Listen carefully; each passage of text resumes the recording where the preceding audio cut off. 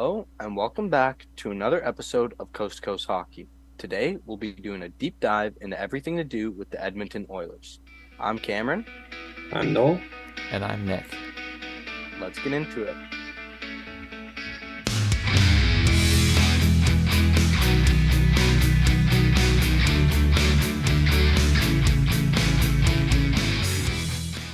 Fairly quiet offseason for Ken Holland and the Oilers here as they are quite cap-strapped, but they brought in Connor Brown, Lane Peterson, Drake Caggiula, and then on PTOs, Adam Ernie and Sam Gagner's back.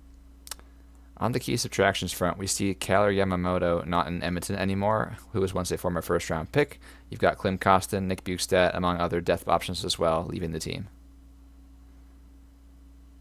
Moving on to the biggest arrivals for the Edmonton Oilers, there's really one big one of note this offseason, and it's Connor Brown coming in on a one-year, $775 million deal.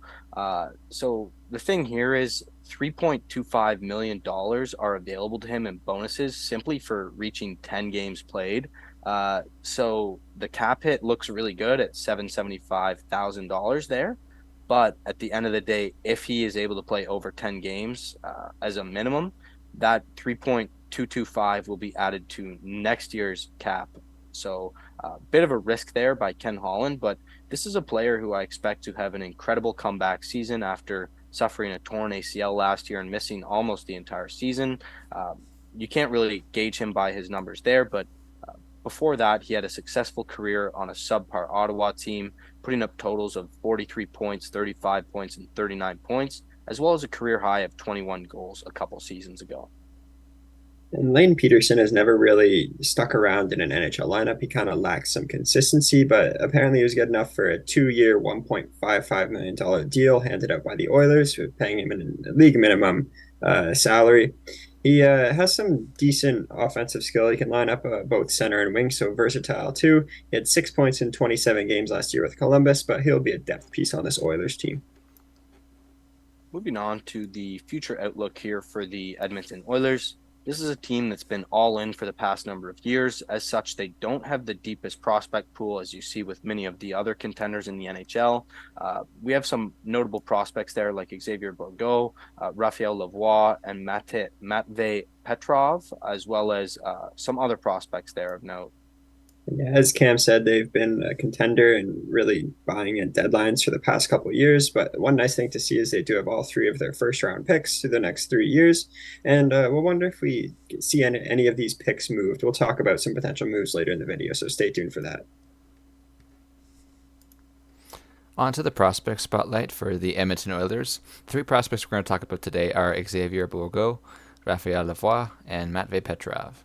The first prospect of note is Xavier Bourgault, and this is a guy that I've watched a lot play alongside Maverick Bourque and Shawinigan in the QMJHL.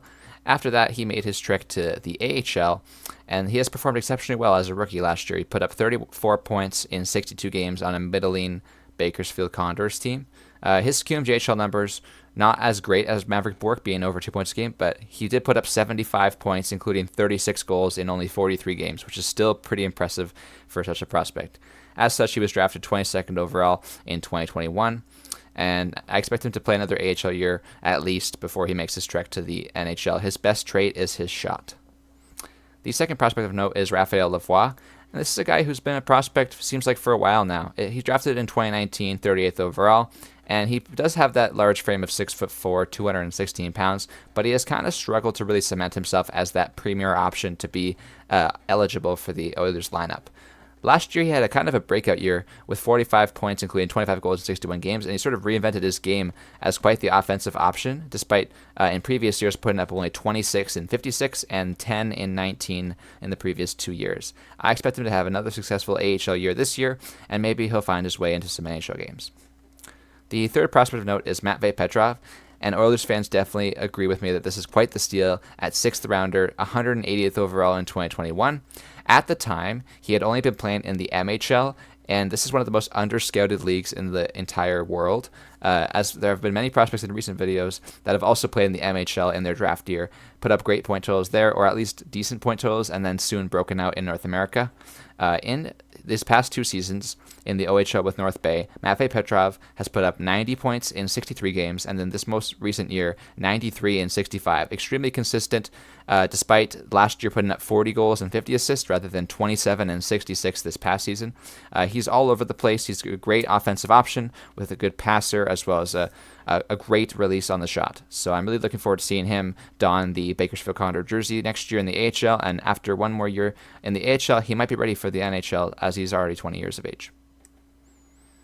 Moving on to the projected lineup for the Edmonton Oilers, we'll begin with the projected forward lines here. And obviously, the first line is going to be centered by the best player in the entire NHL, hot take, Connor McDavid. He's got 2 former Leafs on his wings in Zach Hyman and Connor Brown. So it'll be very interesting to see if Connor McDavid can have a similar effect on Connor Brown as he has on Zach Hyman. Zach Hyman is a guy who's a productive player in Toronto, but has since exploded offensively in a newfound top 6 role with the Edmonton Oilers alongside the likes of Connor McDavid and Leon Draisaitl. So it'd be a very fascinating storyline to watch throughout the course of the season. The second line there is debatably the best second line in the NHL with Ryan Nugent-Hopkins, Leon Draisaitl, and Evander Kane. Just an incredible second line that brings everything you could want. You have the skill and playmaking of Ryan Nugent-Hopkins. You have the goal scoring in Leon Draisaitl, the puck retrieval and forechecking of Evander Kane. So an incredible second line there that will be exciting to watch for Edmonton Oilers fans. And then on the third line, we have a solid third line with Matthias Janmark, Ryan McLeod, and Warren Foegele. Ryan McLeod is a guy who I really expect to take a step this year. He's developed nicely so far in the NHL for the Edmonton Oilers. He came out of junior from the Mississauga Steelheads with a lot of hype. So this is a guy who I expect to see take a step and maybe even push. He's more valuable to this team at center, but I wouldn't be surprised if you see him get reps in that top 6 as a winger at times as well. So moving on to that fourth line, we have Dylan Holloway, Lane Peterson, and Derek Ryan. To me, not the best fourth line in the NHL by any means, but Dylan Holloway has the high upside of being a former first-round pick, I believe. So we'll see how he does in a fourth-line role alongside the likes of new acquisition Lane Peterson and the stable veteran Derek Ryan. And from the prospect spotlight, Raphael Lavoie is the projected extra at this point, which will bring some size at the bare minimum to this Edmonton Oilers lineup. Onto the projected defensive pairs for the Edmonton Oilers. We've got the long-term commitment there in Darnell Nurse as the top defenseman for this team, alongside Cody Ceci, former Leaf as well. Matthias Ekholm was brought in last year as a great piece alongside youngster Evan Bouchard, and both of those guys seem to play better with each other. So that is a great second pair to have. Then you've got Brett Kulak, a very versatile third pair defenseman, alongside Vincent Desharnais, who brings a lot of grit and physicality. I expect to see Philip Broberg get a couple games, and I really hope that he does find some NHL stability. But as of now, he's still on the extras. And finally, looking at the goalies here, going into last season, Jack Campbell would be the projected starter. And this has kind of shifted tides here as we saw the emergence of Stuart Skinner after Campbell's struggles last year. So we have the former rookies in his sophomore season here, Stuart Skinner looking to take the starting job. He did get some Calder votes last year after a very solid season. So looking for another big season out of him. And Jack Campbell, you really don't know what you're going to get. He looked good in Toronto and then absolutely fell off a cliff last year. I know he had some points in the season where he looked serviceable, but nowhere near that $5 million cap hit. So interesting storyline to watch there. And then finally, we have Calvin Pickard as a depth piece. Moving on to the storyline surrounding the Edmonton Oilers headed into this season. The first one there we've already touched on a little bit, but it's whether or not Connor Brown can have a significant comeback season here for the Edmonton Oilers. So as we said during the notable additions part of the video, he was limited to 4 games last year with a torn ACL, so he seems to be fully healthy. He's playing preseason games, so that's a very encouraging sign already. As we also said there too, he was very successful in his tenure with Ottawa, putting up point totals around 40 points, as well as some near 20 goal and a 20 goal season. So really impressive considering how abysmal Ottawa was for a couple of years there. And this is a guy who played on a line to much success with Connor McDavid on the Erie Otters. And that's the big reason he came in here. McDavid pitched him personally to come join the Edmonton Oilers. Ken Holland was able to make it work with a creative yet risky move to bring in very little cap hit, but a lot of actual money at essentially a $4 million deal, which looks good for Connor Brown. So, what's your guys' opinion? Do you think he's going to be able to have a coming back party? Sorry, here with the Edmonton Oilers. Well, when the best player in the world kind of vouches for you, I think you definitely have something going for you. Uh, Connor McDavid must be really excited to play with him, and that's why he wanted him. That being said, people are acting like being junior teammates is concrete evidence that he's going to be a success. People are saying the same thing about Jonathan Drouin with Nathan MacKinnon in Colorado. So I just really want to wait until I see what happens. I'm kind of unsure about Connor Brown. He also did have a pretty severe injury last year, so that could limit his ability, but he definitely has potential, and I hope for the best. I hope it works out for the Edmonton Oilers here. Yeah. And to re-clarify the performance bonus situation for Connor Brown, basically the way it works is that by the end of the season, if Connor Brown meets those performance bonuses, which is 10 games, so it is more than likely based on the health reports we've seen recently, that dollars amount will be put onto the cap for that year. If the Oilers are over the cap because of LTIR or at the cap where they don't have any dollars to cover it, it'll be counted as an overage for next year, meaning that 3.225 will be on their cap just for Connor Brown's overage next year. So I'm looking forward to see what happens if Ken Holland can clear some cap space towards the end of the season, which they probably won't because they're contending. You got to buy assets to make your playoff team fit. So I expect them to be at least at the cap or over the cap. Therefore, it's kind of assumed at this point that 3.225 will not be available next year. If the cap goes up, it kind of evens out. But at the same time, you're still losing about over $3 million in flexibility next year. And furthermore, to Connor Brown's potential and production, this is a guy, like Noel said, junior production can be a piece, but it's not always the case because on that same Erie Otters team where Connor Brown put up 128 points in 68 games as a 19-year-old, alongside 16-year-old Connor McDavid, who put up 99 in 56, Dane Fox is in the middle of that top line there, who put up 107 in 67, and he has not played an NHL game in his hockey career so far. So it really is hard to tell at that age what players are going to shine and what players are going to produce well and have the chemistry along with each other. I'm glad for the vouch for McDavid to Connor Brown and to test out, see if it works. I mean, it did work in junior, so maybe it could work again, but it is definitely unclear at this point, and it'll have to depend on Connor Brown's health, his ability to skate, and keep up with McDavid, as well as their early season record. Yeah, to me, it really sucks that essentially the bump in his contract from next year is going to essentially eat up the entire what is projected to be increase in cap of approximately $4 million heading into next season. So that really sucks. But at the end of the day, you're getting a really quality player, in my opinion, for this year. So can't really focus on that aspect of it too much now. I really love the comparison to Jonathan Drouin. It's very interesting. We have two of these almost identical storylines happening at the same time in the NHL. But to me, I think Connor Brown is much more of a sure bet than Jonathan Drouin is, because this is a guy who you essentially, at the very worst, you know what you're getting, and that's a really good third liner, assuming he's healthy. This is a guy who I absolutely love the way he plays. He plays with a lot of tenacity, a great forechecker. He leaves it all out there on the ice. That we saw it time in, time out on the Senators and the Leafs. So I love the way he plays. And if you guys had to pick an over-under for goals or points for this player, what would you expect to see from Connor Brown coming into this season? Um, I'm pretty low on him. I'm gonna go over 40 points. I'm not sure he's gonna be sticking on that top line. I think around like 45 points is where I'll put it. I know I saw your face, Cam. You don't quite agree with that. One other point I do just want to make is he does kind of remind me of Zach Hyman. So we have seen that work out very well in the past, the player type playing with McDavid. So having two players like that on McDavid's wing could be very good, and I could be proved completely wrong by that point prediction. It is interesting to note that if they put Hyman and Connor Brown together on that first line, it might be a bit of a duplication of skill at that point. You're having two forecheckers with one high speed, high finesse superstar. So I worry that if there's not somebody else with enough speed and ability to create space, that McDavid was just going to get pretty much just double teamed the whole game. I worry that without like Connor Brown is coming off this injury, right? So I just don't know if he's going to be up to game speed for the first couple games of the season. And Zach Hyman is one of the best forecheckers and best net front presences in the league with a lot of high danger opportunities to his name.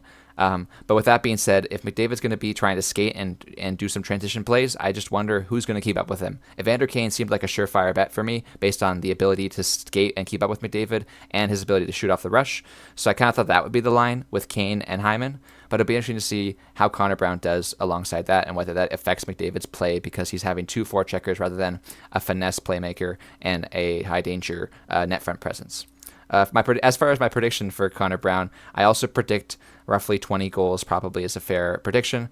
I don't expect him to be a crazy amount, like nothing spectacular. Hyman was an exceptional year. That is sort of a unicorn in that sense where it was above his production of previous 10 years. I don't think that's going to be the same for Connor Brown personally, but I do wish the best for him, and I definitely think he's above Zach Kassian in the sense that 15 goals is the floor.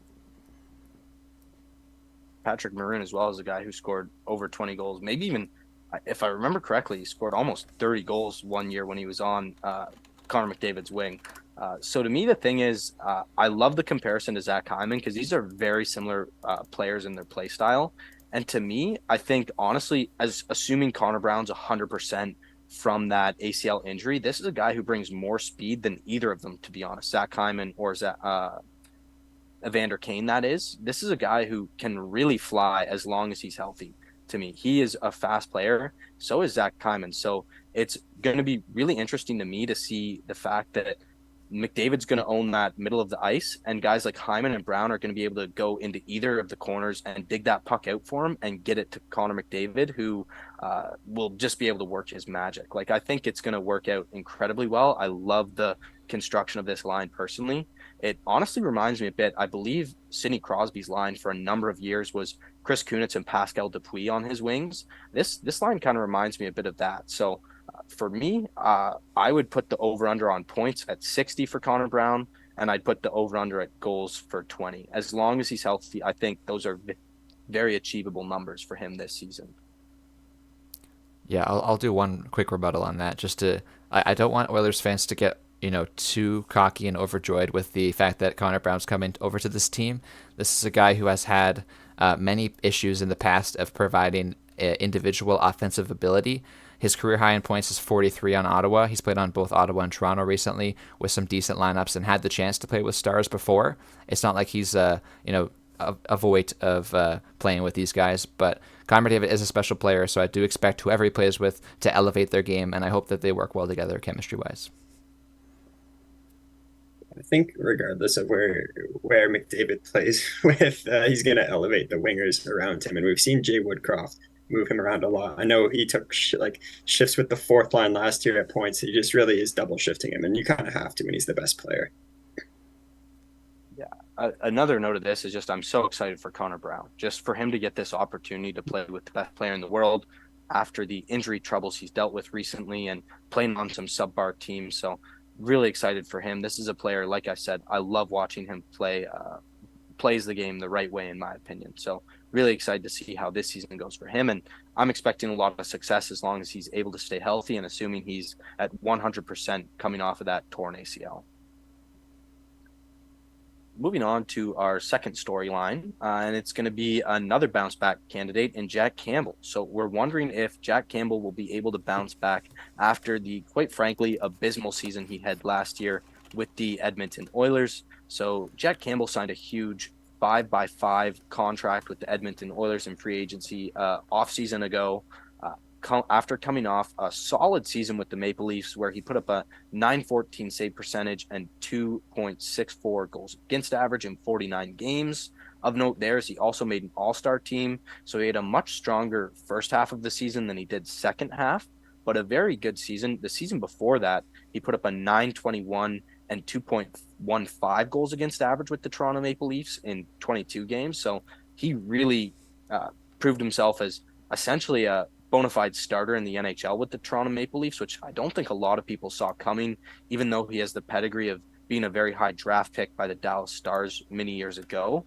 But last season, he only mustered an 888 save percentage and a 3.41 goals against average on what was one of the best teams in the NHL. So that's pretty troubling. And it's a fairly solid sample size of 36 games. So what are you guys expecting from Jack Campbell this season?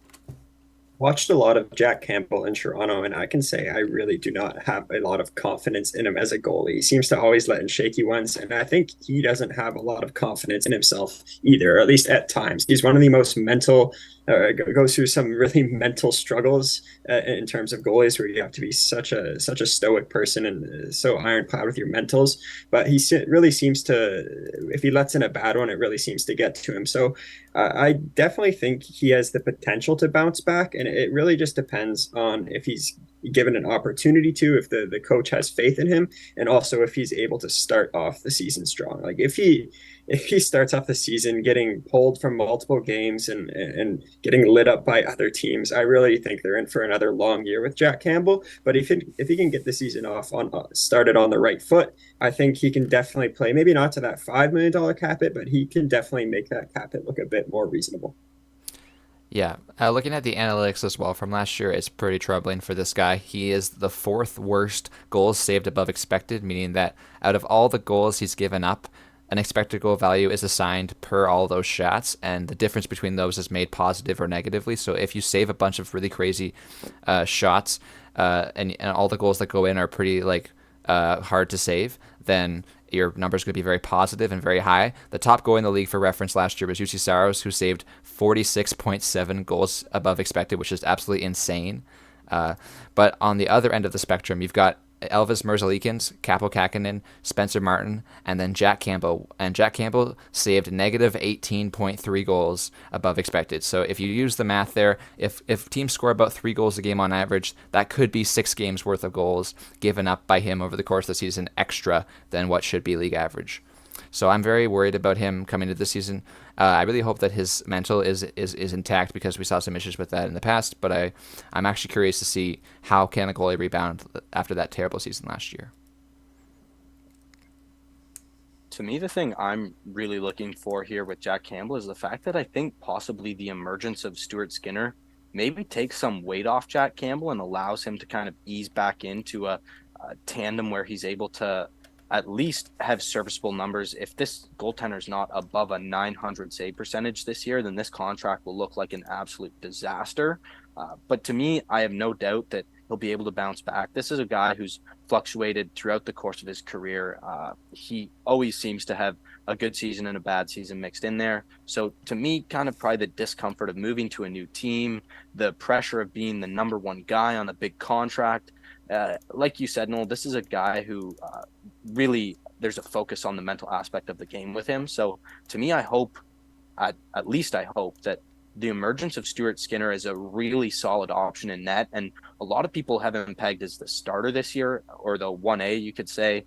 I hope that'll alleviate some of the pressure off of Jack Campbell and kind of allow him to flourish a little bit more under the radar. So I really hope the best for him. Everybody knows he's a quality guy, loves hearing his interviews and everything he has to say. So really hope for the best for him. And for me personally, I expect at least a bit of a bounce back season from his terrible year last year, but I'm not expecting him to validate that $5 million contract per se, as you said, Noel.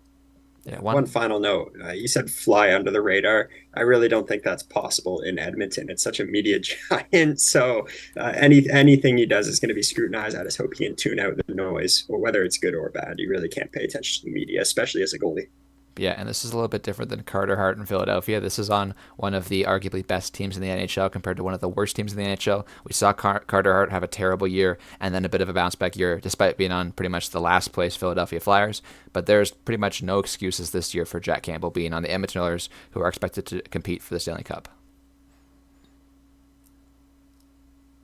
I mean, I guess the one final point here, too, is the fact that you probably feel a lot better about the Edmonton Oilers defense coming into this year than you did last year. So that's another thing. I think there's a lot of factors that are kind of breaking his way. Obviously, the pressure of the market is not one of them, but improved defensive core, a really good tandem partner. I think some things are really pointed in the direction of Jack Campbell at least becoming a serviceable tandem goalie for the Edmonton Oilers here for years to come. Moving on to our final storyline, and it's kind of an open question of whether or not the Edmonton Oilers will be able to pull off a massive in-season trade. So last year we saw them go out and acquire Matthias Ekholm, which was an absolutely massive trade for this team. And it's really paid off well. He's been an incredible partner for youngster Evan Bouchard. Could honestly argue that's their first pair already with Ekholm and Bouchard. So a really good trade last deadline by Ken Holland. But essentially, Alan Mitchell of the Athletic wrote a piece about this recently, and as kind of the evidence he provided, it's the fact that this could be Ken Holland's final season as the general manager of the Edmonton Oilers.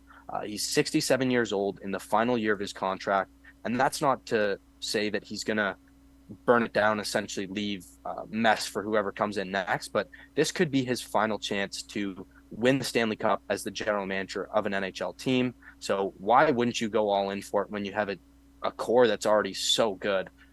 In terms of some of the players that were mentioned in this article, players who could be used in a trade were guys like Philip Broberg, Xavier Bourgault, as well as Raphael Lavoie. Those were all names mentioned in the article.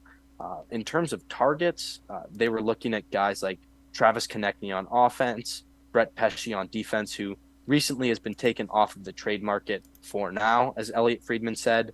Goaltender like Connor Hellebuyck, depth piece like Jake Evans, and then also a guy who's been in the rumors for the Edmonton Oilers in the past, and we've mentioned here already, is Carter Hart. So I guess the theory with Hart and Hellebuyck is to kind of cover the warts on that defensive core with an elite goaltender.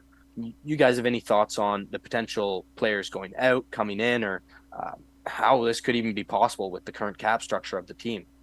Yeah, if they were to make a trade, it's definitely going to have some retention from either a third party team or the team they're getting the players from, and that's going to cost even more. On the bright side, they do have all three of their first round picks to go with some of those young prospects that you mentioned, so they definitely have the capital to swing a trade here. It's just I'm not convinced that Ken Holland's going to go for it. I have Edmonton projected first in the league. I think they're going to be an absolute powerhouse during the regular season. And we saw it kind of backfire on Boston last year, going out being such heavy deadlines and kind of maybe messing with the chemistry potentially. I know those Boston acquisitions fit in very nicely, but I don't know what goes on in the locker room there. So I don't think if they have everything going right, I'm not convinced that they'd go for a big deadline acquisition. Yeah, I'm in the same boat when it comes to the Oilers lineup and the ability to upgrade. I think they were quite surprised with Matthias Ekholm last year. I don't think they knew exactly how awesome he would be for the team. Meanwhile, the Twitter and analyst communities alike were screaming for Matthias Ekholm to say that this is the star you guys need. What a trade, which was quite surprising from the fan bases of the Edmonton Oilers, who was quite disappointed in recent years with the trades to supplement Connor McDavid and Leon Draisaitl. That being said, this is one of the years of Connor McDavid's contract where he's already 26 years of age and there's no Stanley Cup ring on his finger. So this is the time, now or never really at this point, for Ken Holland and his legacy to add to this lineup. The Oilers are actually not that deep. They're not that deep on forward, and they're not that deep on defense. They are quite top-heavy in both positions with the likes of McDavid, Draisaitl, Nugent-Hopkins, Darnell Nurse, Ekholm, and Bouchard. It drops off quite heavily after that, so I need someone in their lineup that's going to push those depth guys down and create some stability in the lineup, such as Travis Konechny, possibly someone like Andrew Peeke, maybe, but these are pretty limited options for the team that's already quite cap-strapped, so I just can't see it happening. They basically just need their goaltenders to supplement them with league average goaltending rather than quite below league average or the fourth worst in the league for Jack Campbell and his sake, and then they'll be all right probably. But keep in mind that their forwards are not that deep and their defense are also not that deep. Yeah, to me, this is a team I think is probably a couple moves away from being true favorites for the Stanley Cup. Like you said, the depth is a very serious issue. This is a team that I honestly really have no issue with their top six forwards whatsoever. I don't think they really need to add there as long as Connor Brown is able to perform as well as I think he can.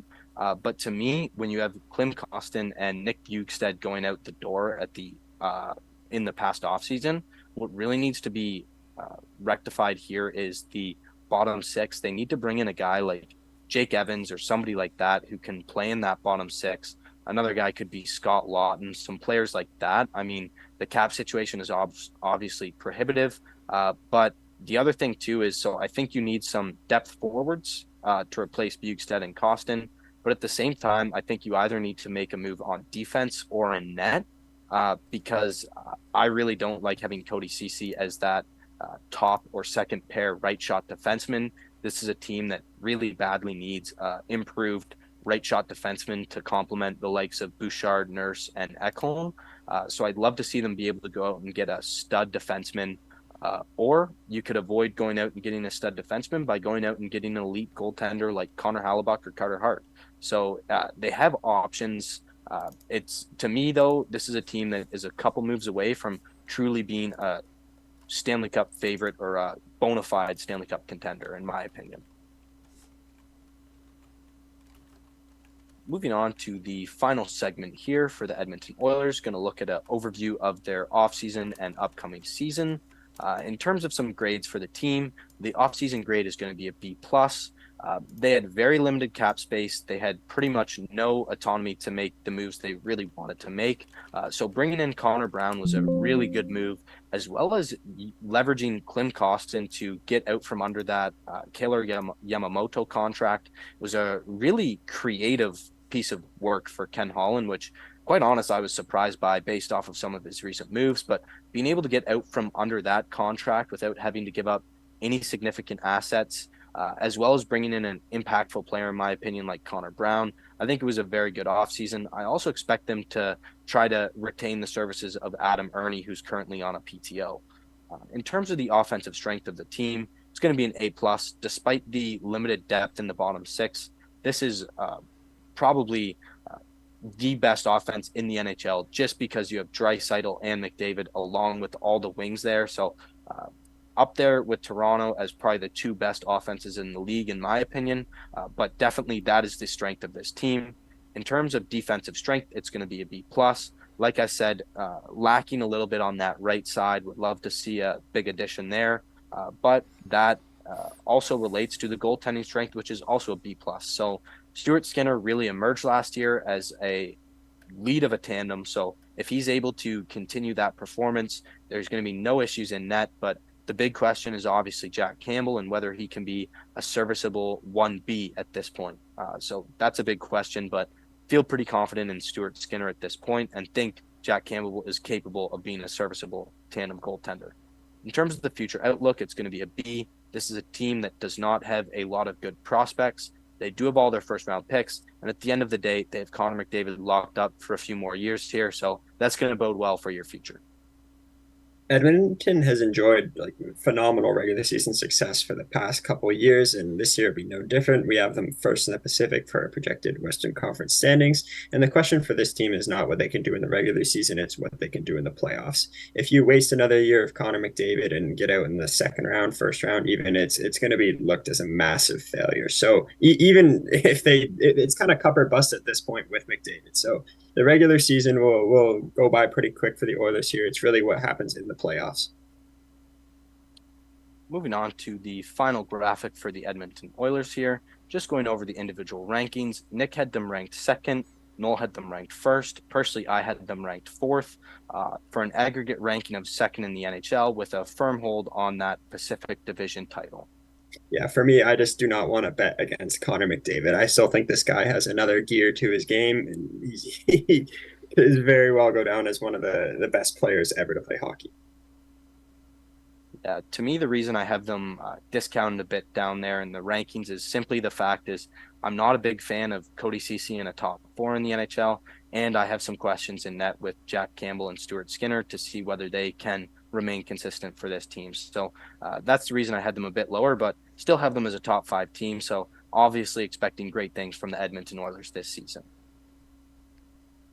That is going to do it for today's video, the second last in this series. So thank you guys so much for all the support throughout the series so far. Please make sure to tune back in for our final video tomorrow. And we really appreciate all the support. So please make sure to like, comment, and subscribe.